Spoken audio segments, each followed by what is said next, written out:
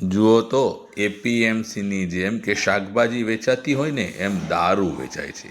અરે આ દારૂ એટલે કયો દારૂ? દેશી દારૂ વેચાય છે. અને બીજે ક્યાંય નહીં પણ ગુજરાતના અમદાવાદના જ આ દ્રશ્યો છે.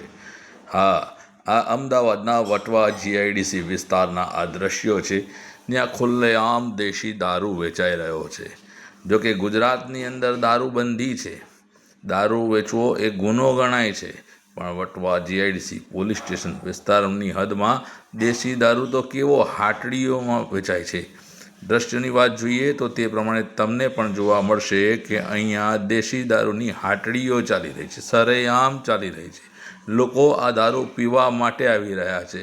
શું પોલીસની નજર અહીંયા નહીં પડતી હોય કે કોઈના મોટા મોટા હપ્તા જતા હશે?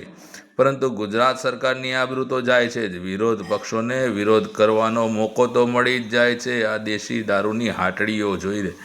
પરંતુ કેમ પોલીસ પગલાં નહીં લેતી હોય? અનેક પ્રશ્નો છે.